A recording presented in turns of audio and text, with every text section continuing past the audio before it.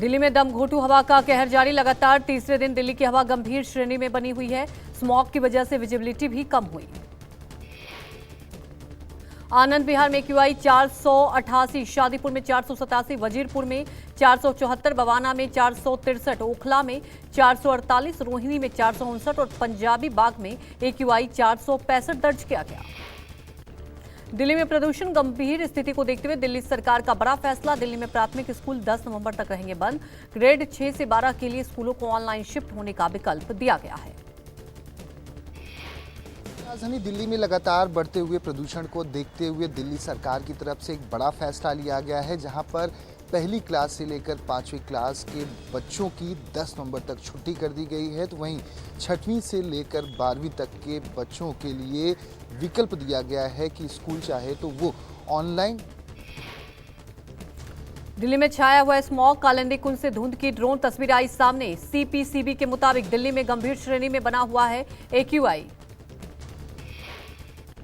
दिल्ली में बढ़ते air pollution पर दिल्ली के पर्यावरण मंत्री गोपाल राय ने कहा, ग्रैब के नियमों का कड़ाई से पालन किया जा रहा है। हरियाणा और उत्तर प्रदेश के पराली के धुएं से दिल्ली में एयर पॉल्यूशन बढ़ा। जगह जगह कूड़े जल रहे हैं, जगह जगह जो बायोमास बर्निंग हो रही है उसको कैसे कंट्रोल किया जाए। तो अभी हमारी स्ट्रेटजी ये है कि सख्ती के साथ जो है पोल्यूशन को कंट्रोल करने वाले नियमों को जमीनी स्तर पे लागू किया जाए। पंजाब में लगातार जल रही है पराली। कल 1360 मामले किए गए दर्ज। पिछले 4 दिनों में पंजाब में 6550 जगहों पर जलाई गई पराली। मौसम विभाग के मुताबिक आज से 7 नवंबर के बीच गंभीर स्थिति में बना रहेगा प्रदूषण। अगले 6 दिनों तक बेहद खराब से गंभीर की स्थिति में रहेगा प्रदूषण। डीपीसीसी के चेयरमैन अश्विनी कुमार केंद्रीय पर्यावरण मंत्री को लिखा पत्र। एनसीआर राज्यों के पर्यावरण मंत्रियों के साथ मीटिंग करने का अनुरोध किया। केंद्रीय प्रदूषण नियंत्रण बोर्ड के अनुसार अंबाला में वायु गुणवत्ता सूचकांक खराब श्रेणी में दर्ज। एक्यूआई 236 पहुंचने पर एयर क्वालिटी बिगड़ी। बहादुरगढ़ में सुबह से ही आसमान में छाई धुंध। दिल्ली एनसीआर में गंभीर श्रेणी में बना हुआ है एयर क्वालिटी इंडेक्स। मुंबई में एयर पॉल्यूशन से राहत नहीं। सीसीएसटी और मरीन ड्राइव में छाई रही धुंध। जहरीली हवा में लोगों को सांस लेने में हो रही है कठिनाई। दिल्ली के आईने एम्स के पास छाए स्मॉग की तस्वीरें आई सामने। हवा में सांस लेना हो रहा है दुर्भर। विजिबिलिटी घटने की वजह से आवाजाही भी हो रही है प्रभावित। दिल्ली से सटे गाजियाबाद में भी वायु प्रदूषण गंभीर। गाजियाबाद सिटी रेलवे स्टेशन पर छाया स्मॉग। सीपीसीबी के अनुसार गाजियाबाद में वायु गुणवत्ता सूचकांक गंभीर श्रेणी में दर्ज।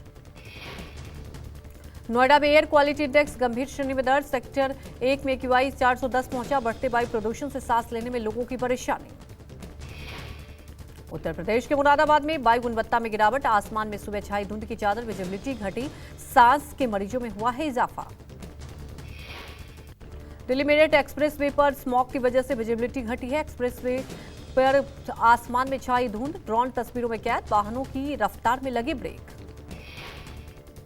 केंद्रीय प्रदूषण नियंत्रण बोर्ड के मुताबिक दिल्ली में एक्यूआई गंभीर। ड्रोन तस्वीरों में लाल किला क्षेत्र के आसपास स्मॉग से हवा की गुणवत्ता प्रभावित। विजिबिलिटी भी घटी है। दिल्ली के आईटीओ पर प्रदूषण की वजह से विजिबिलिटी घटी। ड्रोन तस्वीरों में दिखी आसमान में छाई घनी धुंध। दिल्ली में बढ़ते एक्यूआई से जहरीली हवा हुई। छत्तीसगढ़ में पहले चरण के चुनाव प्रचार का थम जाएगा शोर। 7 नवंबर को 20 सीटों पर वोटिंग। प्रत्याशी आज दोपहर 3 बजे तक कर सकेंगे प्रचार। छत्तीसगढ़ में बीजेपी प्रत्याशियों के पक्ष में पीएम करेंगे धुआंधार प्रचार। डोंगरगढ़ में चुनावी सभा को संबोधित करने से पहले मां बमलेश्वर के लिए दर्शन किए। एमपी दौरे पर भी जाएंगे पीएम मोदी। सिवनी में करेंगे जनसभा तो बालाघाट और छिंदवाड़ा में वोटरों को भी साधेंगे। कार्यक्रम में 13 प्रत्याशियों समेत मौजूद रहेंगे कई बीजेपी दिग्गज। कार्यक्रम में पीएम के साथ सीएम शिवराज सिंह चौहान, केंद्रीय मंत्री प्रहलाद सिंह पटेल और फग्गन सिंह कुलस्ते समेत बीजेपी के कई बड़े नेता भी शामिल होंगे। दोपहर 1:30 बजे खंडवा में विशाल आम सभा को संबोधित करेंगे पीएम। सभा खरगोन, खंडवा और बुरहानपुर के प्रत्याशियों के समर्थन में होगी। आज से 3 दिवसीय उत्तराखंड दौरे पर कांग्रेस नेता राहुल गांधी। केदारनाथ धाम जाएंगे राहुल। अब से कुछ ही देर में जौली ग्रांट एयरपोर्ट पहुंचेंगे राहुल गांधी। केदारनाथ पहुंचकर राहुल करेंगे पूजा अर्चना। उत्तराखंड पहुंचने से पहले कार्यकर्ताओं से की अपील। दौरे के दौरान कोई भी उनसे मिलने ना आए थे। ये उनका निजी दौरा है। एमपी में आज रैलियों का रैला। राजनाथ सुर्खी में, गोवा के सीएम प्रमोद सावंत, भोपाल पीयूष बघेल और इंदौर उज्जैन तो प्रियंका गांधी भी जनसभा कर वोटरों को साधेंगी। मध्य प्रदेश के चुनावी मैदान में कांग्रेस महासचिव प्रियंका गांधी कुक्षी और इंदौर में जनसभा करेंगी। प्रियंका जयराम रमेश भोपाल में प्रेस करेंगे कॉन्फ्रेंस। सुर्खी के बिलहरा में जनसभा को संबोधित करेंगे राजनाथ सिंह। शाम में बंडा विधानसभा में विशाल आमसभा में भरेंगे हुंकार। गोवा के सीएम प्रमोद सावंत आज भोपाल और देवास के दौरे पर रहेंगे। हुजूर विधानसभा के जनसंवाद कार्यक्रम में शामिल होंगे। शाम देवास में विधानसभा संचालन समिति की बैठक में शामिल होंगे। एमपी दौरे पर आज केंद्रीय मंत्री पीयूष गोयल इंदौर और उज्जैन में चुनावी कार्यक्रम में शामिल होंगे। दूसरी ओर केंद्रीय मंत्री अनुराग ठाकुर भी भोपाल और दमोह के दौरे पर रहेंगे। अमित शाह एक बार फिर बिहार दौरे पर, मुजफ्फरपुर में भी जनसभा को संबोधित करेंगे। शाह मुजफ्फरपुर से जाति आधारित 6 जिलों को साधने की कोशिश करेंगे। बिहार में महागठबंधन की सरकार बनने के बाद अमित शाह का 7वां बिहार दौरा। जातीय जनगणना की रिपोर्ट आने के बाद शाह के इस दौरे को काफी अहम माना जा रहा है। छत्तीसगढ़ में यूपी के सीएम योगी आदित्यनाथ का चुनावी अभियान का दूसरा दिन। आज बस्तर, भाटापारा और राजनांदगांव में जनसभा करेंगे। कुरुक्षेत्र में आज जेजेपी के नव संकल्प रैली। जीटी रोड बेल्ट पर वोट बैंक को मजबूत करने की कोशिश।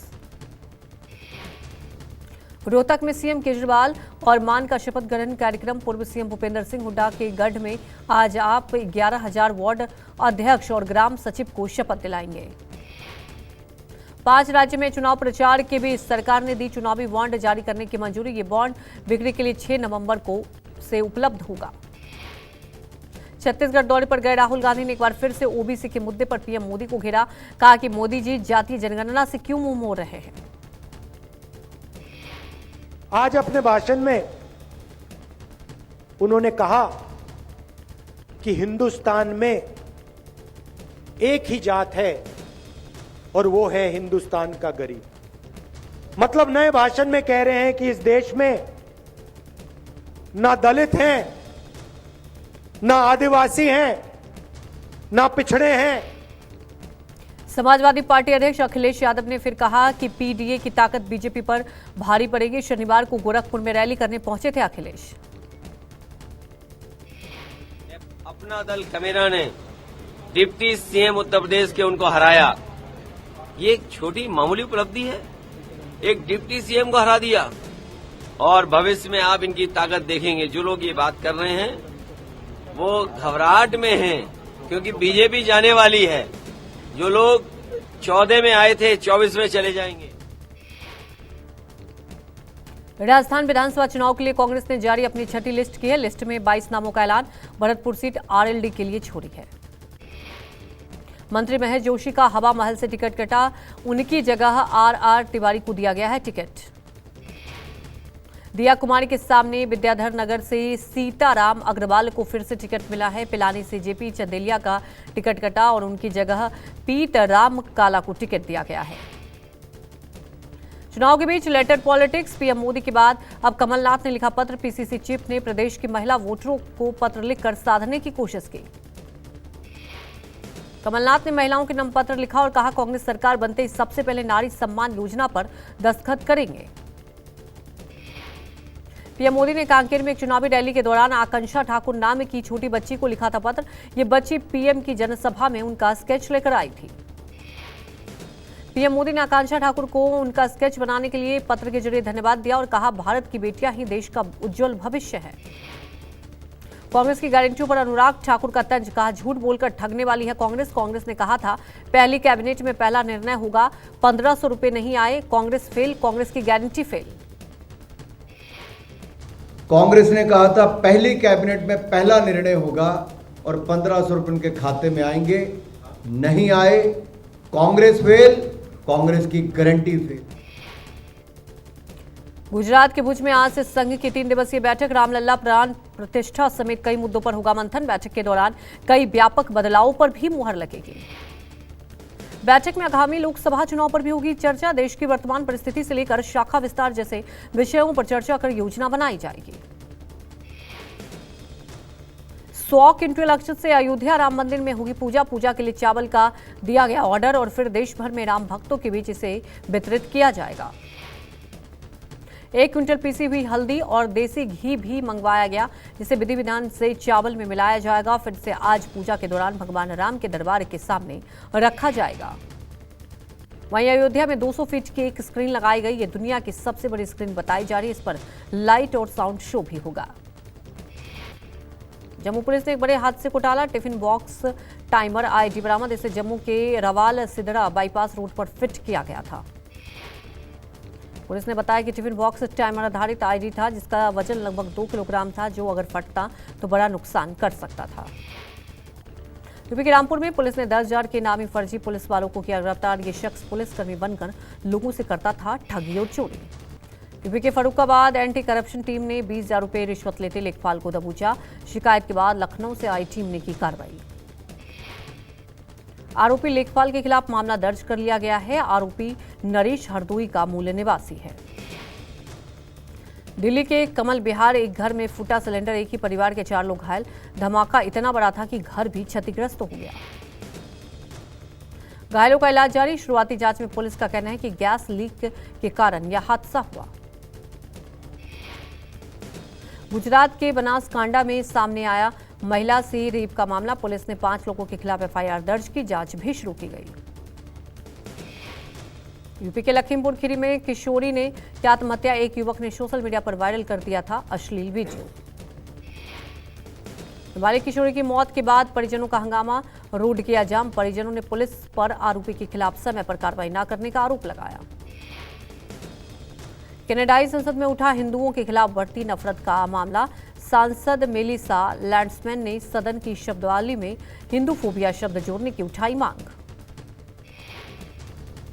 कतर में 8 इंडिया नेवी के पूर्व अफसरों की सजा पर पाकिस्तान ने उगला जहर। पाकिस्तान विदेश मंत्रालय ने कहा खाड़ी देशों में भारतीय एजेंसियां कर रही है जासूसी। इस मामले में भारत के खिलाफ ठोस सबूत।